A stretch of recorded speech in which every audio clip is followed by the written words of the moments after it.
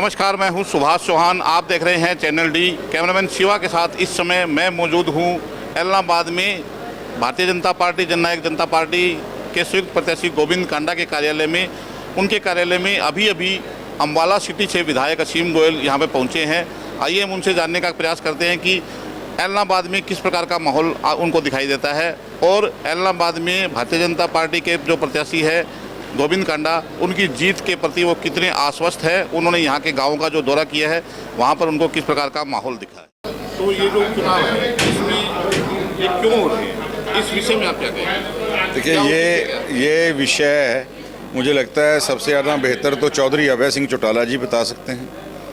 उन्होंने अगर किसी बात को लेके, किसी मुद्दे को लेके इस्तीफ़ा दिया और जब वो अगर कारण पूरा नहीं हुआ, अगर क्योंकि जब इस्तीफ़ा दिया तब भी माननीय सुप्रीम कोर्ट ने इन कानूनों के ऊपर रोक लगा रखी थी और आज भी वो रोक बरकरार है और किसान साथियों ने गतिरोध बरकरार रखा हुआ है। जब सारी चीज़ें बरकरार हैं तो क्या ज़रूरत थी इस्तीफ़ा देने की, और इस्तीफ़ा देने के बाद क्या उन्होंने नया कर लिया जो आज दोबारा, मैं कहूँगा, सरकारी खजाने के ऊपर, जनता के दिनचर्या के ऊपर, इन त्योहारों के सीजन के अंदर जो एक बोझ चौधरी अभय सिंह चौटाला जी ने डालने का काम किया है वो मंच से बता दें।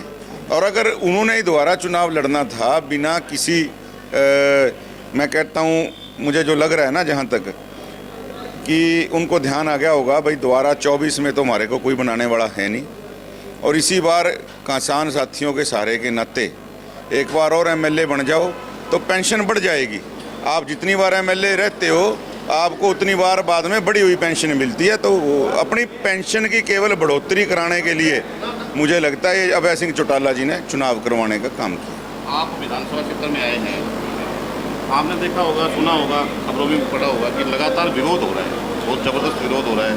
तो ऐसे में आपको लगता है कि आप प्रचार कर पाएंगे या किस प्रकार से आप जीत की ओर आगे बढ़ेंगे? कि भारतीय जनता पार्टी का कार्यकर्ता तो जब कांग्रेस का एक छत्र राज्य होता था उस समय भारतीय जनता पार्टी जनसंघ का जब चुनाव निशान दीपक होता था, जब गली गली में एक आतंक कायम था कांग्रेस का, भारतीय जनता पार्टी का जनसंघ का कार्यकर्ता तो उस समय जीवटता से लड़के। देखिए, हम किसी से कोई लड़ाई करने यहाँ आए नहीं, हम तो अपनी बात पहुँचाने के लिए, और जिसको हमारी बात समझ आएगी वो हमें वोट देगा, जिसको नहीं समझ आएगी, विरोध तो साथी कर ही रहे हैं। तो देखिए, लोकतंत्र में विरोध का भी अपना महत्व है और समर्थन का भी अपना महत्व है। हम तो अपनी नीतियों के आधार के ऊपर समर्थन मांगने आए हैं, जिन साथियों ने हमें आशीर्वाद देना होगा।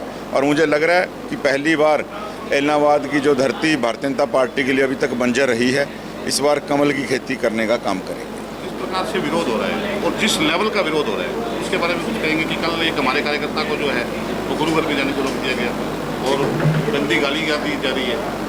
देखिए, ये तो जो विरोध करने वाले साथी हैं उनको खुद सोचना चाहिए।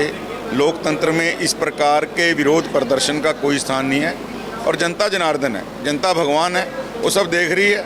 और आने वाले 30 तारीख को या 2 को जब इसका फैसला होगा तो सामने आ जाएगा कि उस विरोध का हमें नुकसान हुआ या फ़ायदा हुआ।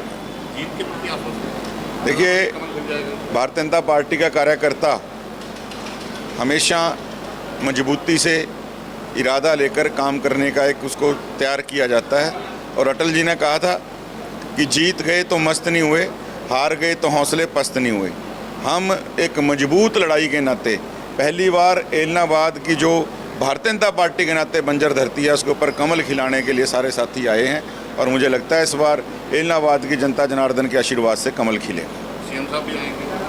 देखिए, वो बिल्कुल सीएम साहब भी आएंगे और रणनीति जैसी भी तय होगी, जो हमारे वरिष्ठ साथी हैं आदरणीय सुभाष बराड़ा जी जो इस चुनाव को पूरी तरह से देख रहे हैं, वो सारी चीज़ें तय करेंगे। माननीय प्रदेश अध्यक्ष ओम प्रकाश धनखड़ जी और सीएम साहब मनोहर लाल जी की नेतृत्व के अंदर दुष्यंत चौटाला जी जो हमारे डिप्टी सीएम हैं, उनकी सबकी नेतृत्व के अंदर हम इस चुनाव को जीतने जा रहे हैं। तो ये थे हमारे साथ में अम्बाला सिटी से विधायक असीम गोयल, जिन्होंने बताया कि अभय सिंह चौटाला जो है वो सिर्फ अपनी पेंशन को बढ़ाने के लिए ये चुनाव लड़ रहे हैं। और उन्होंने कहा कि जो प्रदर्शनकारी विरोध कर रहे हैं उनका विरोध करने का तरीका बिल्कुल ठीक नहीं है। विरोध करने का सबको अधिकार होता है, लेकिन उसका तरीका जो होता है एक संवैधानिक रूप से किया जाना चाहिए। कैमरामैन शिवा के साथ सुभाष चौहान, चैनल डी।